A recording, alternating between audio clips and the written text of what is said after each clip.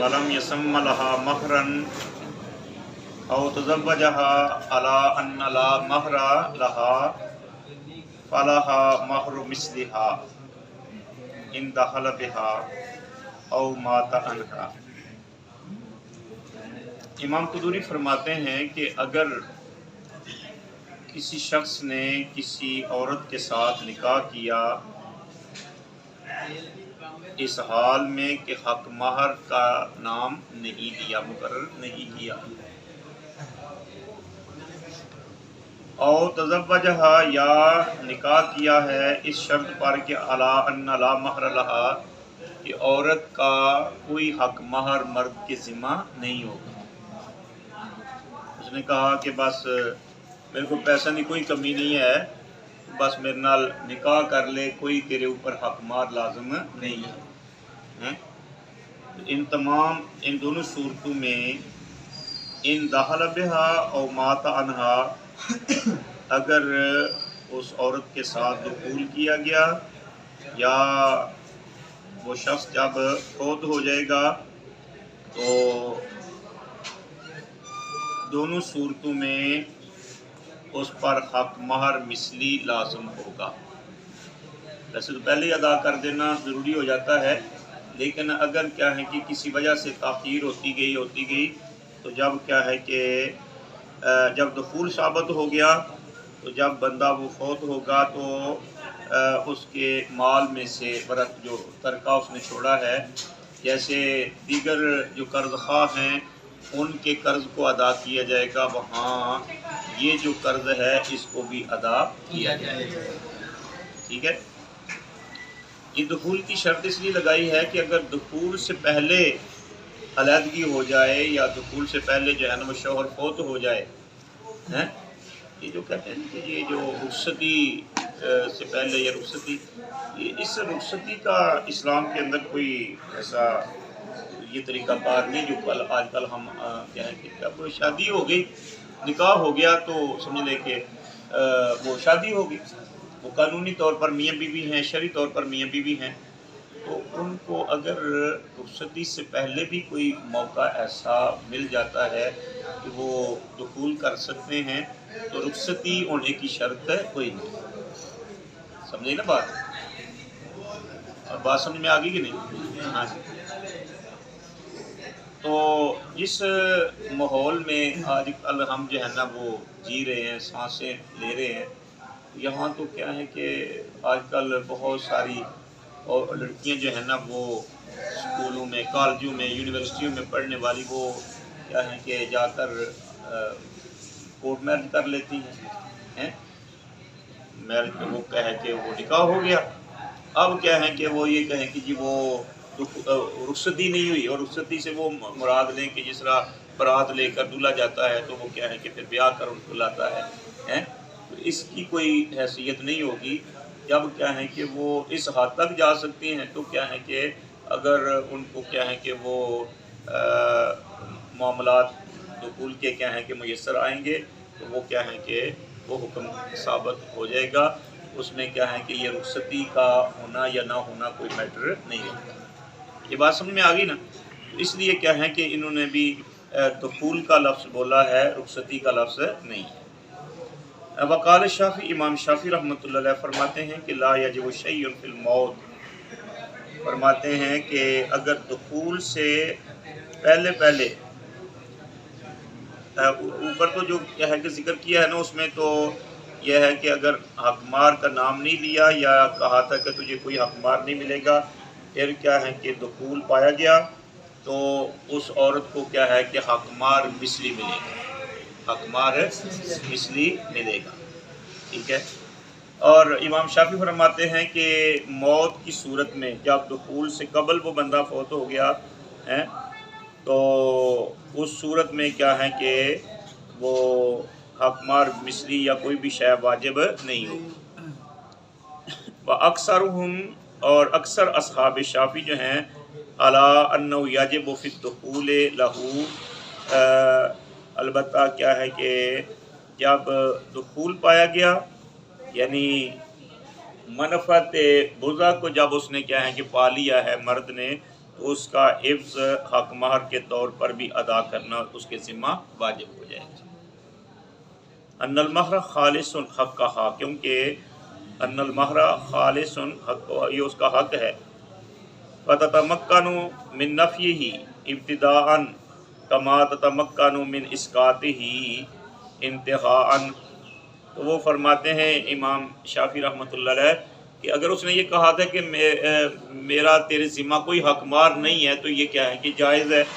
وہ اس لیے کہ اگر جو حق ہے خالص، عورت کا حق ہے حق مہر، اگر اور جس کا وہ حق ہے وہ ابتداءً بھی اس کی نفی کر سکتا ہے، جبکہ اس کے لیے وہ اپنا آپ اس کو کیا ہے کہ سپرد کر دیتی ہے بغیر حق مار کے مفوضہ ہونے کی صورت میں، تو کیا ہے کہ کما تتمکن من اسقاطہ، جس طرح کیا ہے کہ وہ بعد میں اپنے شوہر کے ذمہ سے حق مار کو ساقط کرنے کا اختیار رکھتی ہے، اسی طرح پہلے ہی ابتدا میں ہی اس حق کو کیا ہے کہ ساقط کرنے کا بھی اختیار رکھتی ہے۔ یہ امام شافعی رحمۃ اللہ علیہ فرما رہے ہیں۔ لیکن ولنا ہمارے نزدیک یہ ہے کہ ان المہر وجوباً حق شرعی، فرمایا یہ محض عورت کا حق نہیں ہے، بلکہ کیا ہے کہ یہ شرع کا حق ہے کہ جب کوئی مرد کسی عورت کے ساتھ نکاح کرے تو تقدیر شرعی کے ساتھ اس پر حق مہر مرد پر لازم ہو جاتا ہے۔ یہ علامہ مرہ، جیسے کہ یہ مسائل پہلے بھی گزر چکے ہیں۔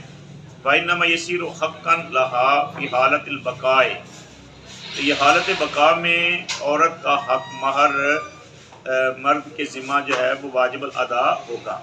فَتَمْلِكُ الْإِبْرَاءَ دُونَ النَّفْيِ، تو کیا ہے کہ عورت اس بات کی ملکیت رکھتی ہے کہ وہ مرد کو اس سے بری کر دے، اس حق سے بری کر دے جی، لیکن کیا ہے کہ وہ نفی کرنے کا جو ہے نا وہ اختیار نہیں رکھتی۔ اس لیے اگر اس نے کہا کہ بغیر حق مار کے میں نے اپنا آپ تیرے سپرد کر دیا تو اس کا اعتبار نہیں ہوگا۔ ہاں اگر کیا ہے کہ وہ جو اس کے ذمہ لازم ہو چکا تھا مرد کے، اس کو مرد کو کہتی ہے کہ وہ میں نے تجھے معاف کر دیا، تیرے ذمہ سے ساقط کر دیا، تو وہ ہو سکتا ہے۔ وَلَوْ طَلَّقَ، یعنی اس کا جو ہے نا وہ حق عورت کا ثابت ہوگا، اس کے بعد وہ کوئی اپنے حق کو کیا ہے کہ ساقط کر دے، یہ الگ بات ہے۔ لیکن کیا ہے کہ یہ کہنا کہ میرا حق مار تیرے اوپر کوئی لازم نہیں ہے، شروع سے ہی ابتداءً یہ کہہ دے، تو یہ جائز نہیں ہے، کیونکہ شریعت نے یعنی حق شرع نے کیا ہے کہ اس کو یہ حق دیا۔ وَلَوْ طَلَّقَهَا قَبْلَ الدُّخُولِ بِهَا فَلَهَا الْمُتْعَةُ۔ اچھا یہ ہوتا ہے کہ اگر کوئی شخص دخول سے قبل اپنی جورو کو کیا ہے کہ طلاق دے دیتا ہے دخول سے پہلے، اور صورت یہ ہے کہ حق مہر مقرر کیا گیا تھا، 10,000 20,000 لاکھ 2 لاکھ جتنا بھی حق مہر مقرر کیا گیا تھا، تو اگر دخول سے پہلے اس کو طلاق دے دی تو مرد کے ذمہ کتنا حق مہر لازم ہوگا؟ نصف۔ کتنا لازم ہوگا؟ نصف۔ 2 لاکھ کا نصف کتنا ہوگا؟ 1 لاکھ۔ 1 لاکھ کا نصف کتنا ہوگا؟ 50,000 کا نصف کتنا ہوگا؟ 25,000 کا نصف کتنا ہوگا؟ تو یہ جتنا بھی ہے کہ جتنا مقرر کیا تھا اس کا نصف۔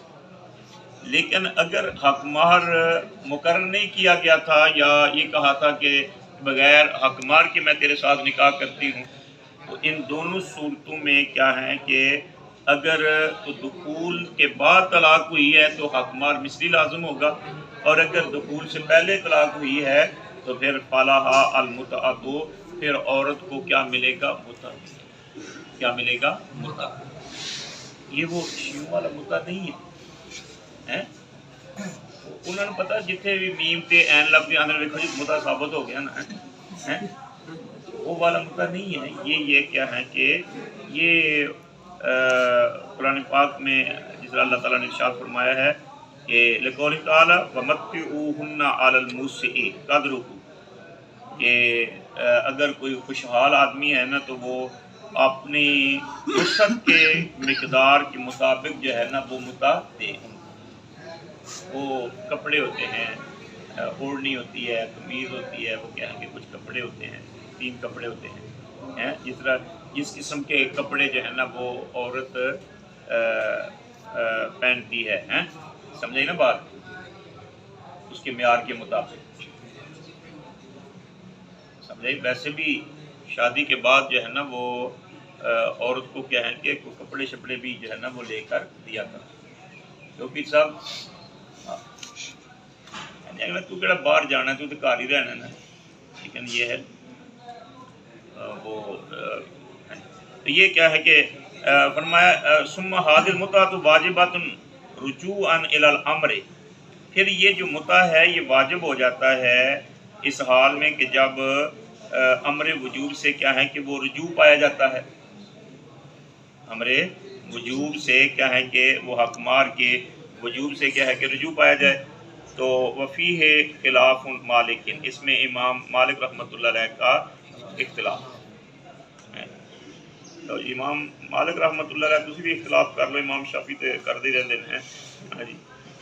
وہ امام شافعی امام مالک کا پتہ کیا اختلاف ہے؟ ہم کہتے ہیں کہ یہ متع جو ہے نا وہ واجب ہوگا، اور وہ کہتے ہیں نہیں مستحب ہوگا. صرف وجوب اور عدم وجوب کے بارے میں اختلاف ہے، اتنا زیادہ نہیں ہے. اچھا آگے فرماتے ہیں کہ والمتعۃ، متع ہوتا کیا ہے؟ متع وہ والا نہیں جو یہاں کیا ہے کہ لازم واجب ہوا ہے، وہ متع کیا ہے؟ تو وہ کیا ہے کہ والمتعۃ ثلاثۃ اسباب من کسوۃ، فرمایا یہ 3 کپڑے ہیں جو پہناوے میں استعمال ہوتے ہیں. 3 کپڑے ہیں، وہیا درع وخمار وملخفۃ. درع یعنی ایک کرتا یعنی قمیض ہوگی، خمار اوڑھنی ہوگی، اور ملخفہ وہ چادر ہوگی تہہ بند کے طور پر، یا کیا ہے کہ جو بھی اس شلوار وغیرہ ہیں جو پہنتی ہیں. لیکن یہ ہے کہ آپ ہی بندے دے پتراں اور کپڑے پہنو دے تھوڑی بیویاں بھی جتنا کوئی چنگے بندے آپ کے پتراں کپڑے پہنتے ہیں، سمجھے نا بات.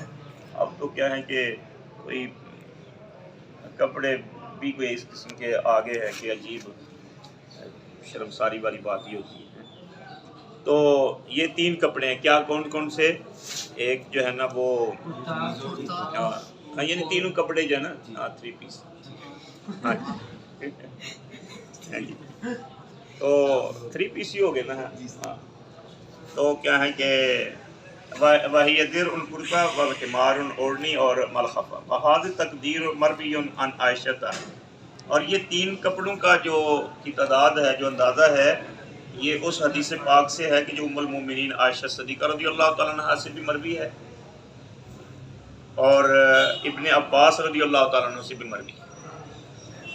ام المومنین عائشہ صدیقہ رضی اللہ تعالیٰ عنہ سے یہ دین کا 2/3 حصہ جو ہے نا وہ امت کو ملا ہے آپ کی برکت سے.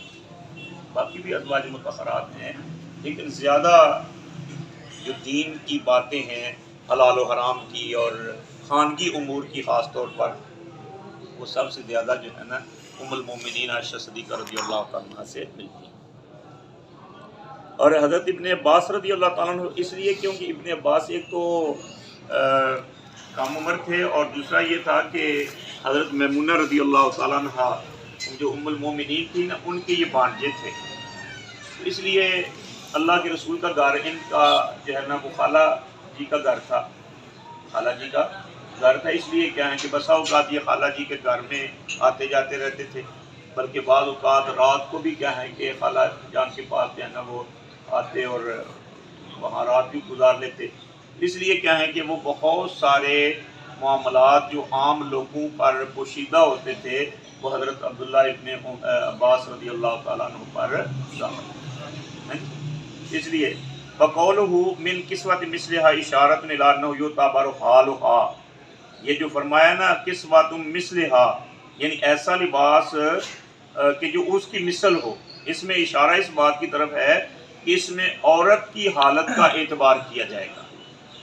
عورت کی یعنی اگر عورت جو ہے وہ امیر ہے تو پھر امیرانہ لباس ہوگا، اگر غریب ہے تو پھر وہ والا ہے، اور اگر کیا ہے کہ درمیانی ہے تو پھر وہ درمیانی قسم کا، یا جس قسم کا وہ ان کے ہاں رنگ ڈنگ جو ہے نا وہ چلتا ہے، بشرطے کہ ہو لباس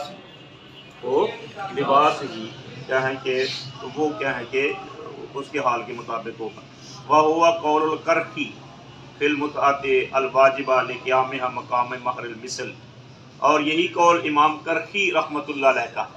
یہ کرخی جو ہے نا یہ معرب کیا گیا ہے چرخی سے. عجمی میں کیا ہے کہ چرخی کہتے ہیں، اور عربی میں کیا ہے کہ کرخی کہتے ہیں. جس طرح کیا ہے کہ عجمی میں کیا ہے کہ گورگان کہتے ہیں، اور عربی میں جورجان کہتے ہیں. علامہ سید الشریف جرجانی تو اصل میں وہ گورگانی تھے یعنی عجمی میں. تو یہ امام ابو الحسن کرخی رحمۃ اللہ علیہ جو ہے نا یہ حنفی ہیں، لیکن انہوں نے بہت سارے قواعد جو ہیں نا وہ فقہ حنفی پہ مرتب کیے ہیں، اور کیا ہے کہ ایک اپنی آزاد رائے بھی رکھتے تھے. جس طرح فقہائے احناف میں سے کیا ہے کہ کئی، جس طرح شاہ ولی اللہ محدث دہلوی رحمۃ اللہ علیہ تھے حنفی، لیکن بعض مسائل میں اپنی ایک آزاد رائے بھی رکھتے تھے. سمجھائی نا بات؟ اس کے باوجود